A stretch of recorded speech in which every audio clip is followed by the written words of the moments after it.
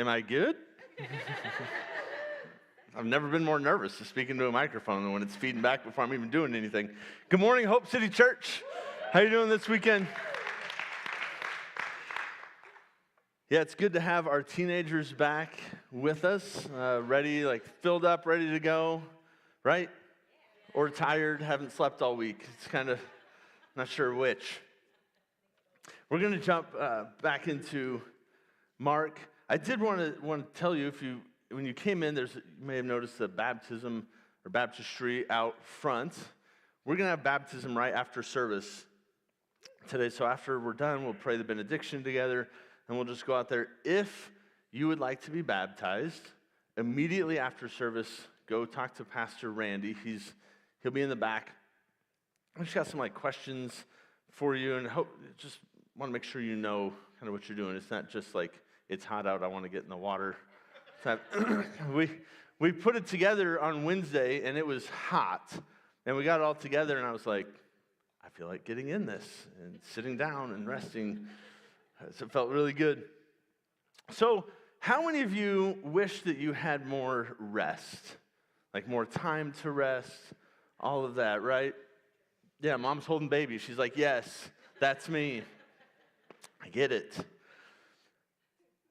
Jesus, in these next few verses, he talks about rest, and he talks about what the Sabbath is, and kind of redirects it a little bit.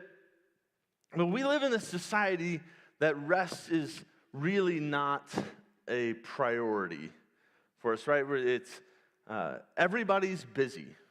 Everybody's busy all the time.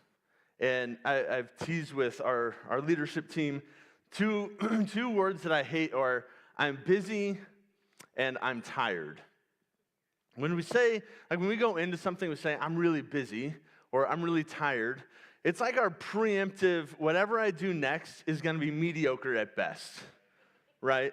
I'll do it. I'm really tired. Never mind then. It's because it's going to be terrible. We'll take care of it. But we do, everybody's busy all the time. And it's funny because we have all these tools, right, that help us to be less busy, help us to be more productive or use our time better.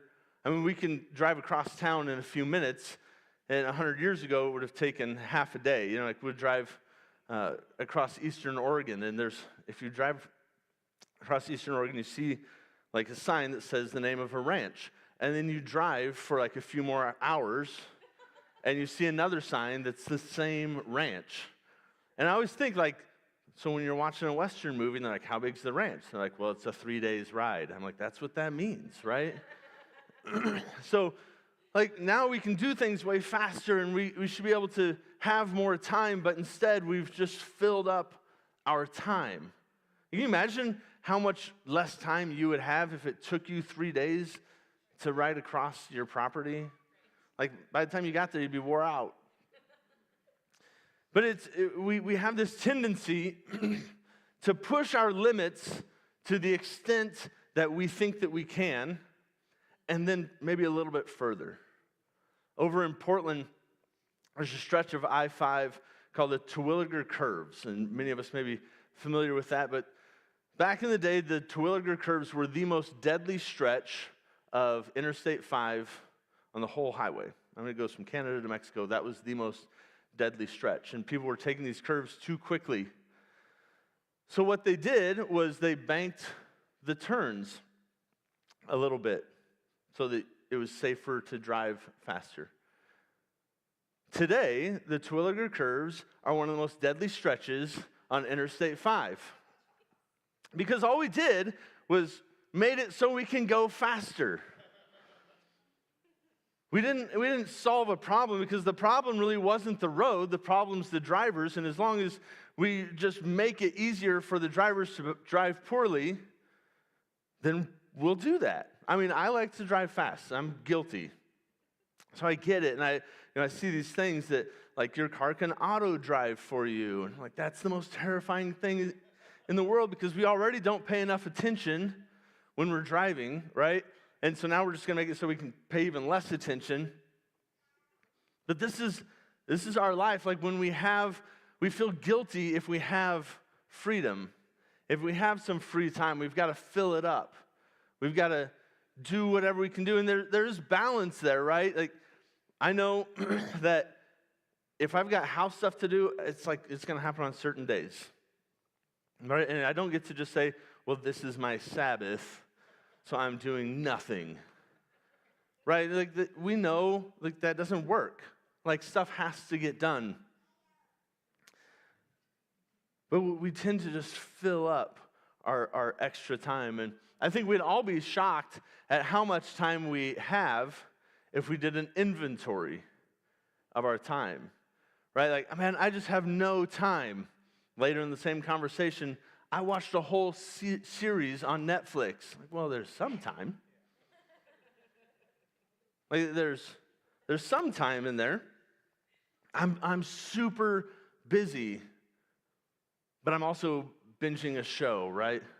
Years ago, I had somebody, they came to me and they needed money, and they said, I need money, I'm broke. And then like a month later, they came to me and they had this like super intricate, big tattoo. It's like, that's a $1,000 tattoo, and you came to me like you needed rent. So like we just fill up our margin with stuff, right? We find the time to do the things we want to do. We find the money to do the things we want to do. And then we just fill up all the gaps. And so the Sabbath was originally God's gift to us, a gift of rest. But by the time Jesus came, the Sabbath had become a burden. The Sabbath, because it was way more about the rules than it was about the rest. Right? And so that's what we're going to look at, because Jesus didn't come to abolish Sabbath. He just came to redefine it and redirect it a little bit more around himself. So the first thing that we have to know is that the Sabbath was designed for our good. Like rest, like we need rest, right? And I don't believe that God needs rest, but he took rest, right? He created for 6 days and said on the seventh day he rested. I don't picture God exhausted, like it just wore him out. But he took rest. But in Mark chapter 2, starting in verse 23, it says, one Sabbath day, as Jesus was walking through some grain fields, his disciples began breaking off heads of grain to eat. But the Pharisees said to Jesus, look, why are they breaking the law by harvesting grain on the Sabbath? Like, this is a weird thing to me, right? Like, I wasn't harvesting, I'm hungry. You know, but this is what the Sabbath had turned into, was not this like for the people. It wasn't for people, it was more an observance of a set of rules. And then the Pharisees had a big problem with breaking this set of rules. Something you'll notice is that Jesus didn't really take a Sabbath day. And I know that may burst our bubble, and it's Sabbath, the idea of Sabbath is really good. Like I try and take time off. Usually time off for me is meant time with my family. But there's this like really damaging part of Sabbath also that says I can't do anything. I can't do anything on this day. And that's what the Pharisees said. Like, you can't do anything. If you didn't prepare before sundown on Friday night, then you just starve on Saturday. And the disciples are saying, look, I'm hungry. I'm just going to pick some grain and eat it. And technically, this was considered work. And you're not supposed to work on the Sabbath. And on top of this, like, rest, the Pharisees had added layers and layers of rules to go with the Sabbath. But jumping down to verse 27, it says, Jesus said to them, the Sabbath was made to meet the needs of people, and not people to meet the requirements of the Sabbath. See, God intended Sabbath to be a delight, to be a refreshment to us, to like re-energize us.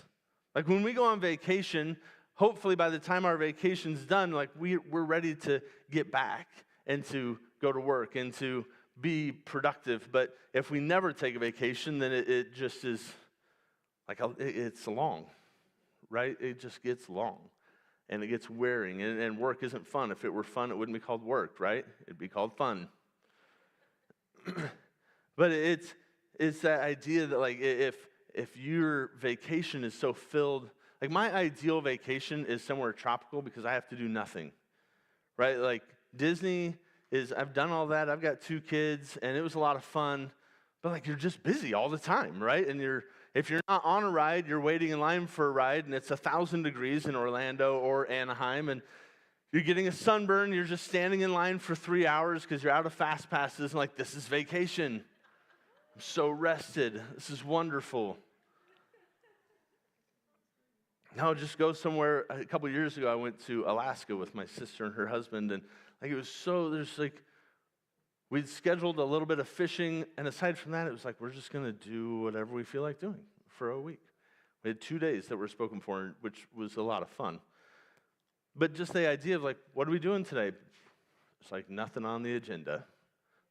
Like that to me is vacation, but it's there. It's there for us. It's there for us to be refreshed and to be rejuvenated.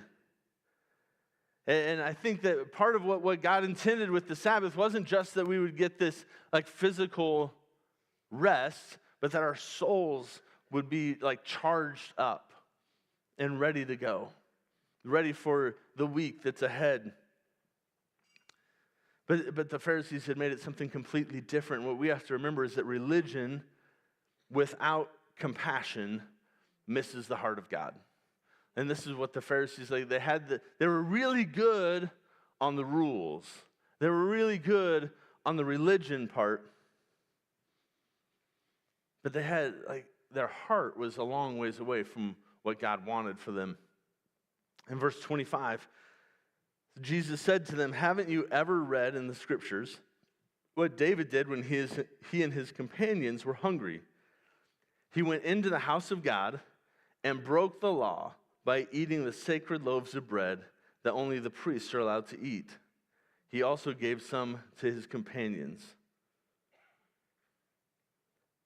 So Jesus, he was referencing the story of David eating the consecrated breads in 1 Samuel chapter 21. But his point was saying, look, the needs of people, they outweigh the ritual. They outweigh the, following the rules. Because when we elevate the rules beyond the people, then we're just living a life according to rules. And I understand, I'm a rules person. I'm a very, checklist person. And so there's a part of me that thinks, that would make life more simple. If, I could just check off, you don't do anything between sundown on Friday and sundown on Saturday, okay, I didn't do anything, check. Or you do this, check. The catch is there's, some 630 rules. It's not just the 10 Commandments, okay, I didn't murder anyone today, I didn't steal anything today, the Pharisees had added all these rules, and so what had happened is it got away from the heart of God and into this just cold, hard, rigid rules. And it was a rules-based faith without any mercy, without any grace. In Hosea chapter 6 and verse 6, it says, "I desire mercy, not sacrifice." And when we elevate the rules, when we elevate the everything being right over people, then we're really saying, look, I don't care about you. I care about how you appear. I don't care about what's going on in your life. I care about what I can see that's going on in your life, what I think is going on in your life. And that's never what God calls us to. Even in those places where, look, the Bible is black and white on some things. But even in those places where it's black and white, it's never this I don't care what's going on in your life, black and white. It's like, look, this is right and this is wrong, and the Bible is really clear about that. But I love you, and I'd love to see you transformed into the image of God. I'd love to see you in a place that is not about religion and not about these rituals or keeping all these rules, but it's about following the heart of Jesus. And something I've really struggled with, and I've had friends of mine remind me, is that people that follow, it's a very rules-based, rigid religion, I have a hard time with that. Because I've seen that, I've grown up around some of that, and just kind of no, we don't need that. But what I've had friends remind me of, those people need grace and mercy just as much as the rest of us do, right? And I say the rest of us because surely none of us are those people, right? There is no ritual, right? But I think that if we will examine ourselves, we do have those things. And I teased a couple weeks ago that we sit in the same seat, and if we were to come in and somebody was sitting in our seat, what are you doing in my seat? It's if you really don't want anybody to sit in your seat, just make the front row your seat. Nobody's jumping into the front row. There's always open seats in the front row. But the last thing that him in verse 28, he says, so the Son of Man is Lord, even over the Sabbath. So Jesus, that rituals could never deliver. Like I said earlier, Jesus didn't really observe a Sabbath. He was rebuked a few times for doing things on the Sabbath, for picking grain on the Sabbath, for healing sick people on the Sabbath. He did really good things on the Sabbath, and people still got upset about it. But what it does tell us is Jesus didn't take Saturdays off. The message for us in knowing that he is the Sabbath, he is our rest, he is where we find our peace, is the same thing. He doesn't take days off. Can you imagine serving a God that took Saturdays off? God, I need some rest. Well, catch up with me tomorrow. Or you better get it in this morning because I'm off tomorrow. We serve a God that while he doesn't take days off, he is always available to be our rest. And what I know is that as much as we could just not do anything, we could sit around and watch Netflix all day Saturday, or sleep, or whatever it is. We could do as little as possible on Saturday and still feel worn out Saturday night, or feel useless. You get to the end of the day and look back and go, man, this was a waste of a day. We don't want to feel that way. And that's the great thing about finding our rest in God is, for one, we don't get to the end of the day and think, man, I am useless. That was a worthless day that I just spent with God. But the great thing is when we're at work, when we're at play, when we're with our friends, when we're with our family, when we're working on the lawn, or when we're whatever that is, shoveling snow in the wintertime, we can still find our rest in him. He's there with us. He is our peace and our rest. It's not just a day. Our rest isn't found just in taking a day off. And I'm not saying not to take a day off. Take time off. But I also know, sometimes you hit a season where just stuff happens. I know, we have accountants, and you get January, February, March, and the first half of April, and there's not a lot of time off. When we were building the building, Stephen was here he's off Friday, Saturday, Sunday. He was here a lot of Fridays and Saturdays, and John was here a lot of Fridays and Saturdays, and I was here a lot of Fridays and Saturdays. And it's I'm not taking a day off, but the building's got to get built, so it just is what it is. And we're in this season where we didn't get a lot of days off. But we found our rest. And the truth of it is, I was here a lot, Monday through Saturday. But my favorite days, my most restful days, were when Stephen and John were here, because we just had fun like working together. I think. I mean, they're probably like, meh. But there's just something to even community and finding rest and joy in God in community and doing things together. So I want to give you a few things and ways to observe rest and ways to take advantage of all that God has. I think that you can serve God and maybe serve Him pretty well without rest. I don't think you can get all that God has for you without finding your rest in Him. I read a thing this week about contentment and somebody's not finding contentment in their spouse. And I just thought, like, you're not designed to find contentment in your spouse. Like, that's a lot of weight to put on your spouse. No matter how happy you are with your spouse, we're designed to find our peace and our rest and our contentment in God. That's IT's Crystal. Like, when I'm stressed and she hugs me, I'm like, you're my emotional support person. Like, I just feel better. But it's true. Like, I find my peace and my rest in God. So the first thing I want you to remember is to create a rhythm of rest. So while Jesus didn't like take a Sabbath day off, he didn't like take every Saturday off, and he didn't just disappear for extended periods. He did like find time alone and find time of rest. And usually he was frustrated when that didn't work out. Like, we know he was asleep in a boat, and the disciples were worried because they were in a storm, and they woke him up, and he was like, "Why'd you wake me up?" He's like, then he just calmed the storm. But he found places to rest even in a storm. We know that he went away to be alone with the Father, and he would find secluded times and secluded places. So I would encourage you,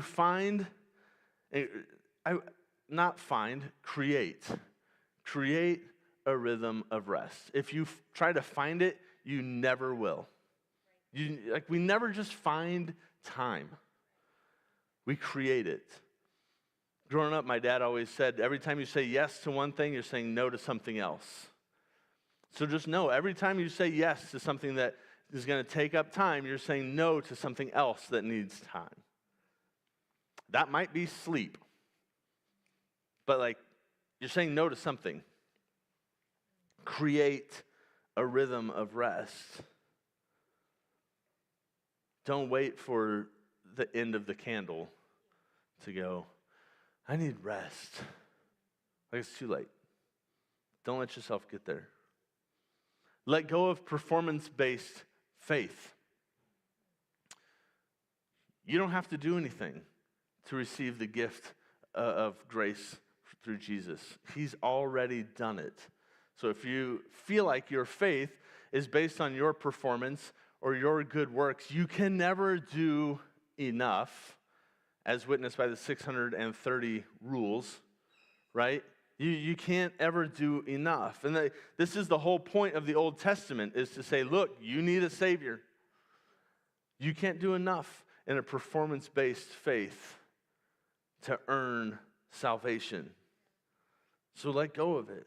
And really what we say when we say that we have to, like, if I do this, then God will love me more. If I do that, then God will accept me more. What we're saying is Jesus' death on the cross was not good enough. And through faith. He did all the work. He did all the work. All we have to do is trust in the Lord. Trust in the Lord of the Sabbath. When life feels chaotic, and we have those seasons, and I would encourage you, don't run from chaotic and overwhelming seasons. Don't pray, God, get me out of this chaotic and overwhelming season. I was just talking to someone, actually, so Thursday, Crystal and I went up and visited the teenagers at youth camp. It's a lot of fun. Like, I grew up going to the same youth camp. I don't think they've actually done any improvements since I was a teenager. One thing they have air conditioning in the chapel now. We didn't have air conditioning in the chapel 30 years ago, and it was, but I mean, like standing outside, it smelled like a locker room at camp. It's like, how's the outside smell bad? That's what happens when you go on Thursday. It didn't smell like that Monday night. But I was talking to someone about feeling overwhelmed, and this idea of like, years ago I moved from being a youth pastor into being like an executive pastor, and I just felt like I was drinking from a fire hose for like months. And like I didn't know what I was doing, but it created this rhythm, and I think what can happen is we go, this feels chaotic, I gotta get out of here. Lord, deliver me from chaos. Rather than, maybe what's chaotic now needs to not feel chaotic in 3 months.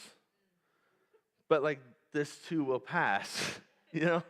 Like, and I remember when my wife was 5 or 6 months pregnant with our first kid, and I read a book, and the book was like getting ready to be a dad or something, I forget. But the 5th chapter was like, you can't afford to have a baby. And I'm like, baby, we can't afford to have a baby. And she's like, well, like, too late now. And I just remember, and we had some really great mentors in our life, and I told them, I was like, I don't know how, like, we just bought a house, and the payment on our house was more than our payment on our apartment, and that felt like a lot, and now we're gonna have a kid, like, how are we gonna do this? And I was like freaking out. And they helped, but what I really learned is like, it didn't matter. It didn't matter how I felt. We were gonna have a kid. So things just like we just had to figure it out. And God helped through all that. God helped with the emotions and the finances and all of those things. But I think like we can go, I can't do this. And God's saying, trust me. Trust me. Now, I will say this. You get yourself into a bind, that's on you. That's on you.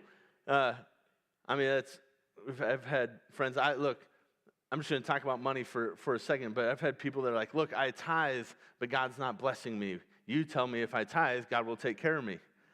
So, yeah, I believe that. I believe that because that's what the Bible says. But like, what are you doing with the other 90% of your money? Long story short, like, well, you're being stupid, you know? Like, if you're foolish, like, God's not obligated to, like, if you give 10% and then you go up to the casino in Warm Springs and gamble all your money away all weekend, like, God's not going to deal with that.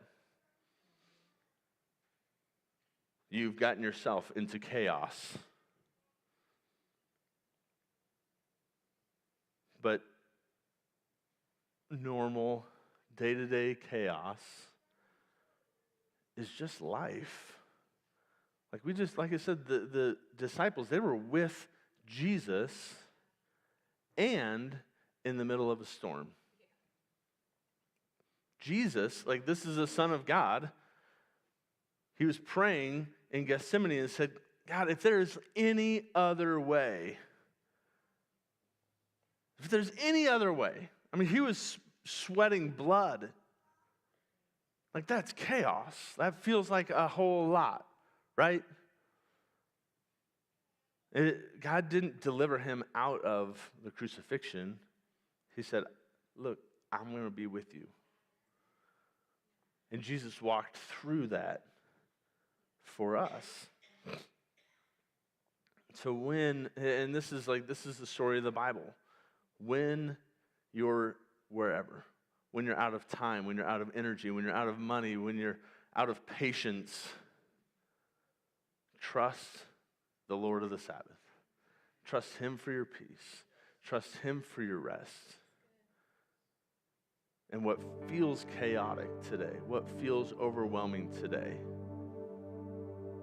will melt away. And what you think you can never get through today will become your floor. Tomorrow you say, okay. Like what used to overwhelm me, what used to sound like a whole lot is just normal now. I think a really great example of it is getting to a place that we're reading our Bible every day. And if you've attended here for long, you've heard me say like 10 to 11% of church-going Christian people in America read their Bible every day. 10 to 11%, or regularly. It's not even every day. It's like regularly, so we'll call it 4 or 5 days a week. 10%. And I know, like, we look at the Bible and, like, it's a thick book, right? I saw a teenager this week reading a book, 1,300-page book. I was like, hey, if you like long books, I have got a book for you. And he said, is it a series of 5? And I said, it's actually a series of 66. But, like, the Bible, like, it looks thick. And it's like, man, that's a long read. It'd take me a year to read that. But, like, what seems like a lot today, if you'll just, like, turn it into a habit and just keep doing it, keep putting one foot in front of the other, we'll look back and think, man, this used to intimidate me. Now it's just what I do.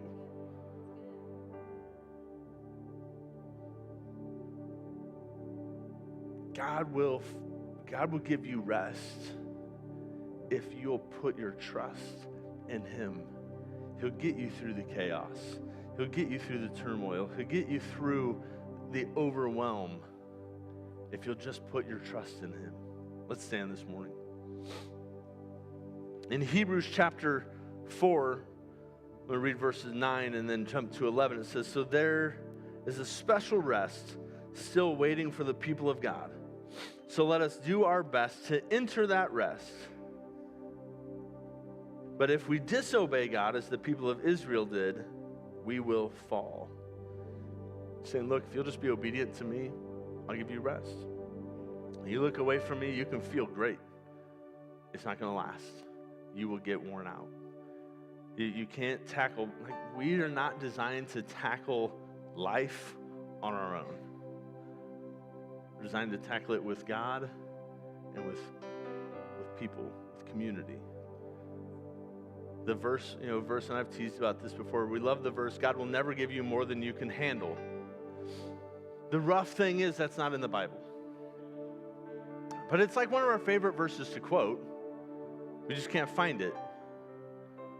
It says He won't give us anything beyond what's common to man. And whenever we are tempted, He'll always be faithful to give us a way out. But He expects us to live beyond what we can handle. He expects us to live in a place we depend on Him.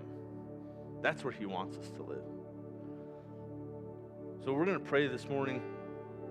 I would just encourage you, pray for rest, pray for peace, pray for strength, and just lay it all down at Jesus' feet. Let's pray. Father, I thank you.